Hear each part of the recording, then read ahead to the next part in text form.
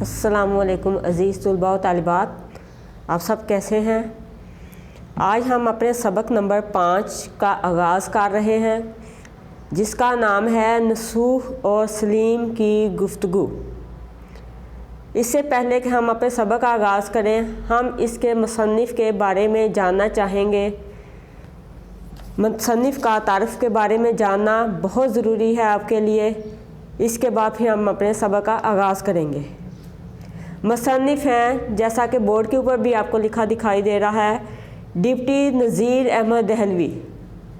دہلوی اس لیے نام رکھا گیا کہ وہ دہلی میں پیدا ہوئے تھے، اس لیے انہوں نے اپنے نام کے ساتھ دہلوی استعمال کیا۔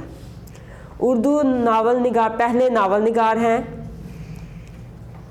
نذیر احمد ضلع بنجور میں پیدا ہوئے، انڈیا کا شہر ہے۔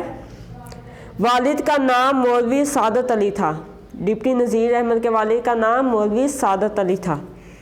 ابتدائی تعلیم والد سے حاصل کرنے کے بعد دہلی آ گئے۔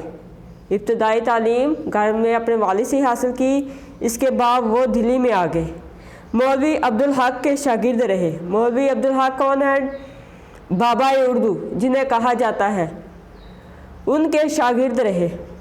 بعد میں دہلی کالج میں داخلہ لیا، وہاں سے فارغ التحصیل یعنی وہاں سے دہلی کے کالج میں تعلیم حاصل کرنے کے بعد عملی زندگی کا آغاز کر دیا۔ کالج میں کیا انہوں نے تعلیم حاصل کی؟ ایف اے کیا، بی اے کیا، یہ جانتے ہیں ہم سب۔ اس کے بعد انہوں نے اپنی باقاعدہ عملی زندگی کا آغاز کر دیا، جو بھی پروفیشنل لائف میں وہ آنا چاہتے تھے۔ ضلع گجرات میں ایک اسکول میں مدرس کی حیثیت سے کیا، یعنی ضلع گجرات کا ایک اسکول تھا، وہاں معلم کی حیثیت سے، استاد کی حیثیت سے اپنے پیشے کا آغاز کیا۔ تھوڑے دنوں بعد ڈپٹی انسپکٹر مدارس مقرر ہوئے۔ پھر انہیں ترقی کرتے کرتے تھوڑے عرصے میں انہوں نے اپنی اس قدر کامیابی حاصل کر لی کہ وہ ڈپٹی انسپکٹر مدارس مقرر ہو گئے۔ 1861 میں انڈین پینل کوڈ کے ترجمے کی وجہ سے پہلے تحصیلدار اور بعد میں افسر بندوبست بنے۔ یہ افسر کا نام ہے، شعبے کا نام ہے، جو عہدہ دیا جاتا ہے اس کا نام ہے۔ سر سلاد جنگ کے ایما پر انگریزی ملازمت چھوڑ کر حیدرآباد دکن کی ملازمت اختیار کی۔ ایک عرصے تک وہاں خدمات انجام دینے کے بعد ملازمت چھوڑ کر دہلی آ گئے اور بقیہ زندگی وہیں گزار دی۔ انگریزوں کے کہنے پر انہوں نے وہاں پہ انگریزی جو تھی ملازمت وہ چھوڑ دی اور دکن کی ملازمت، حیدرآباد دکن میں ملازمت اختیار کر لی۔ وہاں بھی چند عرصہ وہ اپنی خدمات سر انجام دیتے رہے، پھر اچانک ملازمت چھوڑ کر دوبارہ دہلی میں واپس آ گئے اور باقی زندگی کے جو دن تھے، باقی زندگی کا جو قیام تھا، وہیں پہ انہوں نے بسر کیا۔ ڈپٹی نذیر احمد اردو کے پہلے ناول نگار ہیں۔ انہوں نے ناول نگاری کو کس طرح رواج دیا، کس طرح ناول نگاری کی، اس کے بارے میں آپ کو بات جاننا بہت ضروری ہے۔ آپ کے ناول اصلاحی لحاظ کے حامل ہیں، کیونکہ ان سے انہوں نے مسلمانوں کی اصلاح کا کام لیا۔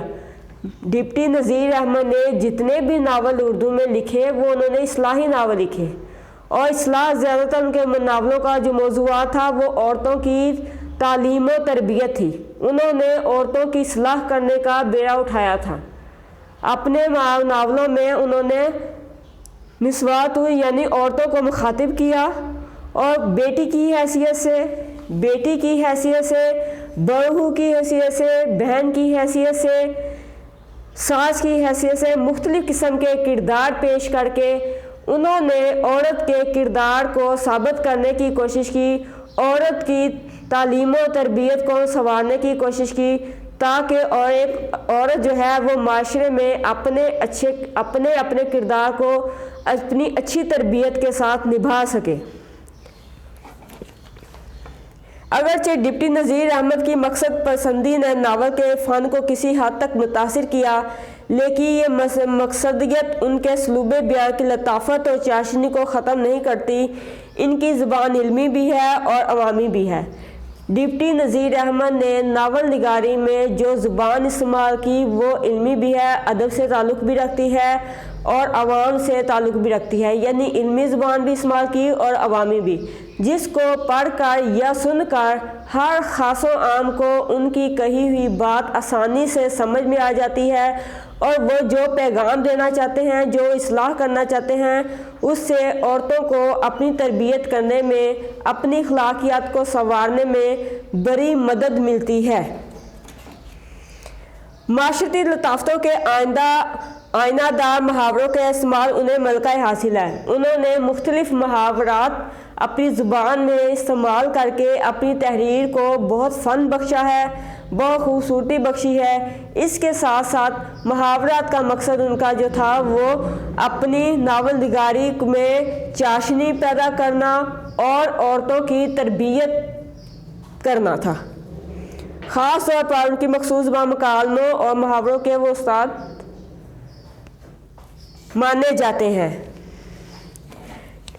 نذیر احمد دہلوی کا شمار اردو کے ارکان خمسہ میں سے ہوتا ہے۔ اردو کے 5 ارکان ہیں، یعنی وہ بڑی بڑی اہم شخصیات ہیں جن کو اردو زبان میں بڑا اہم مقام حاصل ہے، جیسے مولوی عبدالحق، سر سید احمد خان، اسی طرح ڈپٹی نذیر احمد۔ ان کا شمار بھی انہی 5 ارکان میں سے ہوتا ہے۔ بڑے صغیر کی 5 ایسی شخصیات ہیں جو اردو زبان کو فروغ دینے میں بڑا اہم کردار ادا کیا۔